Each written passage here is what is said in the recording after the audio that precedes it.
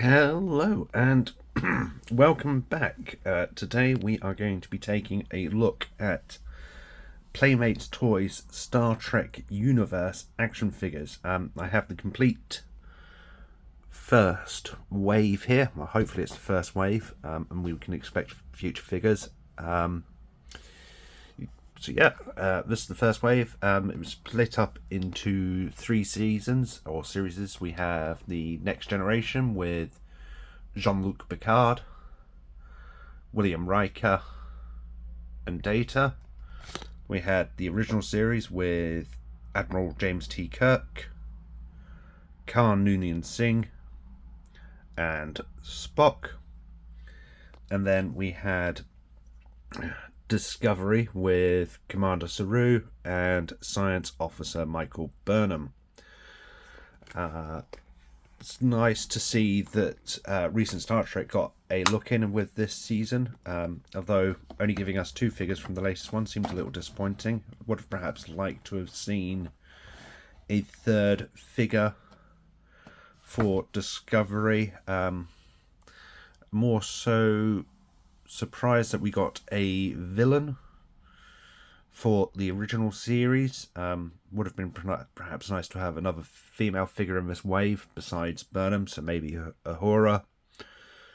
And with the Next Generation, it would have been nice to have maybe had a Borg or something reminiscent of the original Playmates toy line. But still, nonetheless, it is what it is.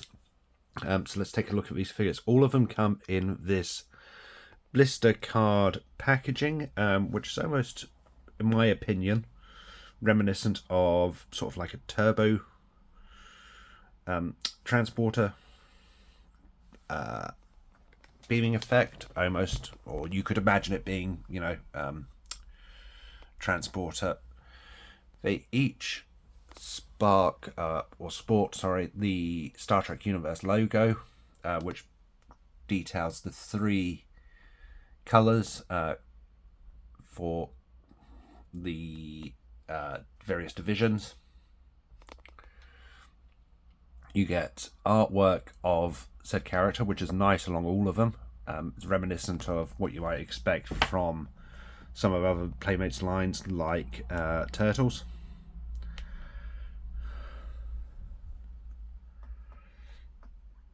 And then each one in the top left corner sports the primary starship from the series. So for Next Generation, we get the Enterprise D.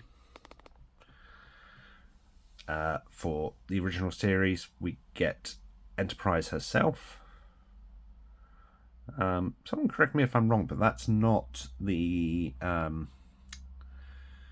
Enterprise from Wrath of Khan, which these figures are based on. I'm sure Wrath of Khan had the longer nacelles, but I might be wrong. I'm not a big enough fan to remember which Enterprise appeared in which film or how it looked. And then finally, with Discovery, we get Discovery herself. The back on all of these are the exact same. You get a cross-out of the figures from the wave, broken up into their respective series. There's a QR code for parents. I haven't looked at that yet. If you want to pause that and take a look yourself, you're more than welcome to. And then we get a blurb down here about the Star Trek universe. In 2063, Earth has made first contact with the alien species, launching the planet and its inhabitants onto an interstellar stage. In the next century, a united Earth established a space exploration and defense service, Starfleet, and co-founded the United Federation of Planets, a benevolent organization of hundreds of worlds. The chronicles of Starfleet are collectively known as the Star Trek universe.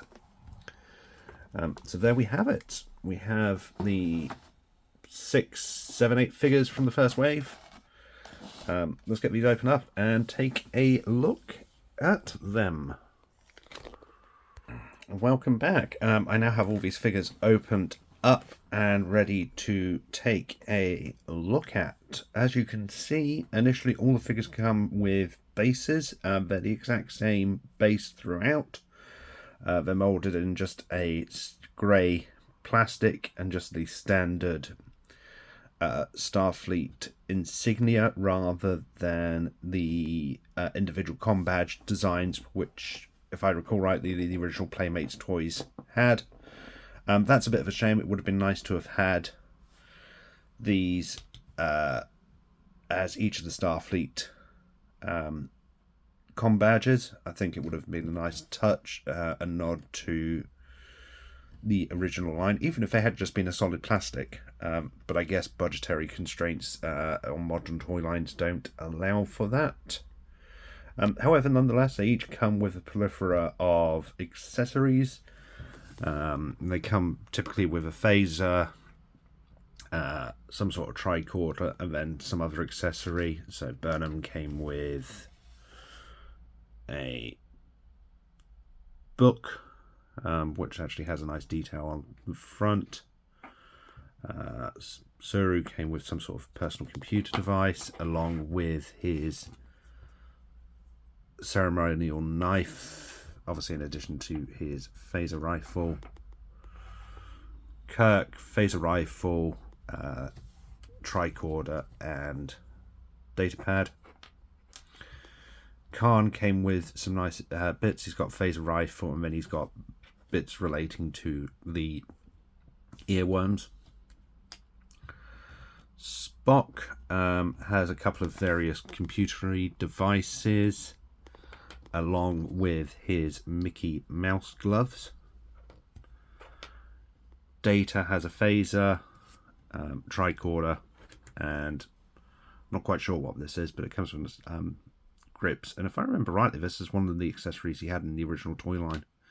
In fact, all of the next gen accessories are reminiscent of the original Playmates toy lines. You have the phasers with the firing beam there. We then have Riker's got a tricorder, the phaser, and some other accessories. He seems to have a hammer, which I'm not quite sure what's from. Someone could probably tell me. And a, I guess, medical case or something. This does open. It was a bit of an ache, and I had to get my Stanley knife to open it. But if you open it, it is moulded inside with various bits and pieces. So that's a really nice touch. You can always count on Playmates to have some nice moulded details throughout. Picard comes with a tricorder, one of the smaller phasers, datapad, and his personal computer. The personal computer, while together in the packaging, does come apart and just clips back together. It's molded in a single black plastic, where I think the original was in a green. There's no decal here, which is a bit of a shame. It would have been nice if we'd had a LCARS decal, which I think, again, the original Playmates toy lines had. So that is a shame, and but nonetheless, it is what it is. So that's pretty much it for the accessories. Let's take a look at the figures, shall we? So first up we have Burnham. Let's get this set up properly so we can look at these figures. So Burnham is a reasonable likeness. It's not great, but for a 3-inch 10 quid figure, it's not as bad as it could be. Head turns, appears to be on a ball joint of sorts. The arm is on one of these swivel joints, so you get a nice full range of motion there. Shoulders, the elbows even rotate and are on a swivel joint. Joints, I will add, are nice and tight mostly throughout. When we get to Khan, some of his joints, at least on mine, were loose. And then the wrist rotates. There's no rotation at the waist even, but the legs come out on ball joints. The design of the jumpsuits almost make it look like there's a swivel at the calf there, but there isn't. Knees get a nice bend and swivel, and as do the feet. The articulation is the same on the figures throughout. For the most part, they get a nice grip on their accessories, so you can pose them nicely and you can get some nice good poses out of them. Most of the part, they do stand on their own without the display stands. Saru is the exception. I found that I couldn't get him stood without the display stand, and that's because he has some obviously alien feet.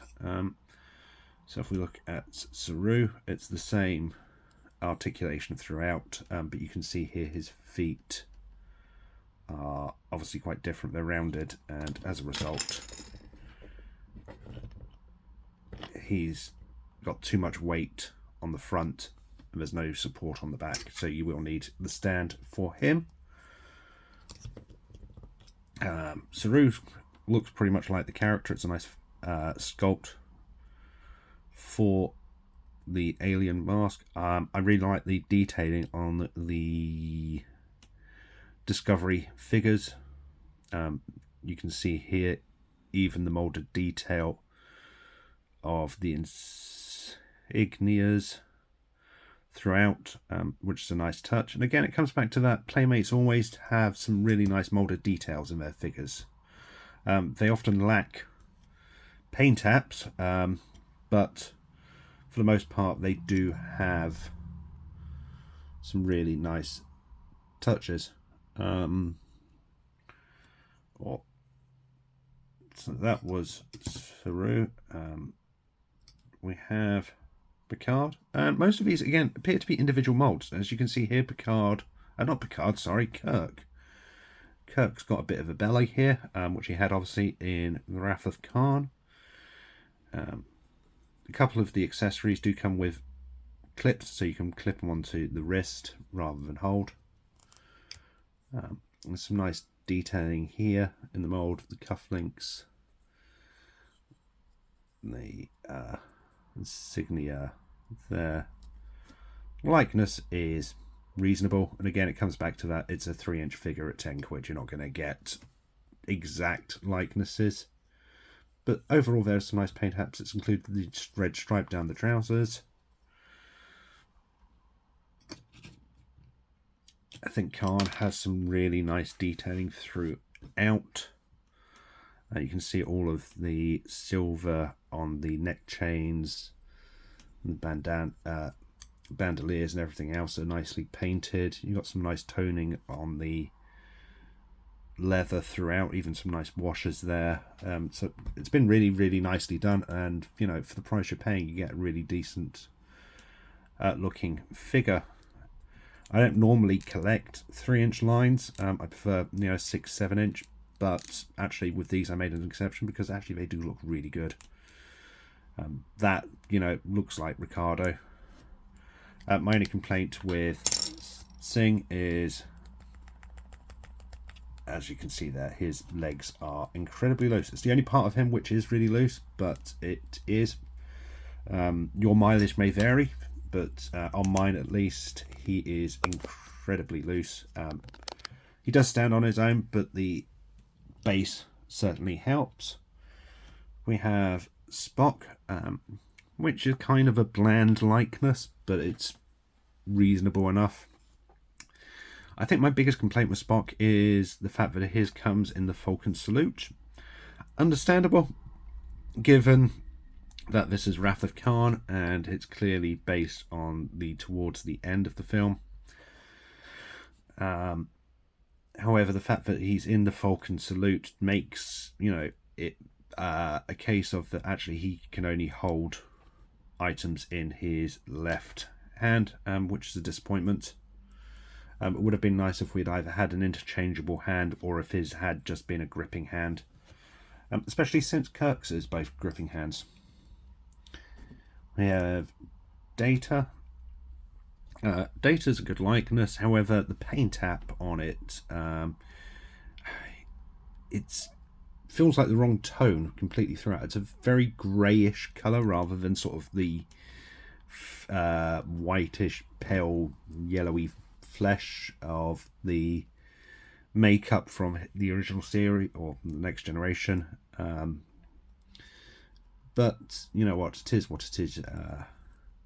Interestingly, with the phaser rifle, so again, I'm just going to point out that the phaser rifles have some really nice detailing on there, as you can see. However, with Data's, he's got this little peg hole on his, which would suggest that I was either supposed to have a grip, which it doesn't have, or perhaps Data or the figures were supposed to have a peg for storing the figures, which they don't have. It would have been nice if they'd had a peg or a slot to put the phasers in.